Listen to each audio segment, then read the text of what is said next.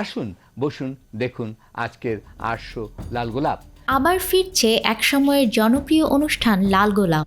লাল গোলাপের উপস্থাপক ও প্রবীণ সাংবাদিক শফিক রেহমান একটি সংবাদ মাধ্যমকে জানিয়েছেন, ইতোমধ্যে অনুষ্ঠানটির ২টি পর্ব রেকর্ড করা হয়েছে।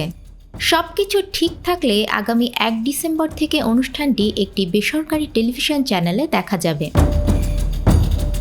শফিক রেহমান সাপ্তাহিক যায় যায় দিন এবং দৈনিক যায় যায় দিন পত্রিকার প্রতিষ্ঠাতা সম্পাদক। তার সম্পাদিত পাক্ষিক পত্রিকা মৌচাকে ঢিল একসময়ে বেশ আলোচিত ছিল, তবে তিনি সবচেয়ে বেশি আলোচনায় আসেন লাল গোলাপ অনুষ্ঠানটি উপস্থাপনা করে। বিএনপি জামায়াত জোট সরকারের সময় বিটিভিতে লাল গোলাপ অনুষ্ঠানটি সম্প্রচারিত হতো। এই অনুষ্ঠানটিতে তিনি আমন্ত্রিত অতিথিকে একটি লাল গোলাপ দিয়ে শুভেচ্ছা জানাতেন।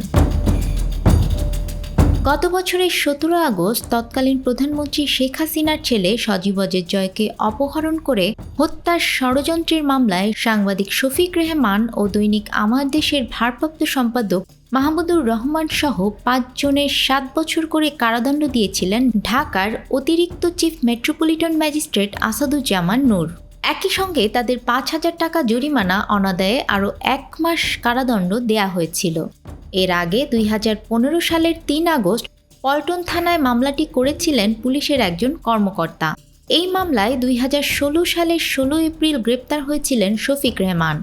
পরে জামিনে মুক্তি পেয়ে দেশ ছেড়ে চলে যেতে হয় তাকে। গত ৫ আগস্ট আওয়ামী সরকারের পতন হলে ৬ বছর পর ১৮ আগস্ট যুক্তরাজ্য থেকে দেশে ফিরেন তিনি। নিউজ ডেস্ক, আমাদের সময়।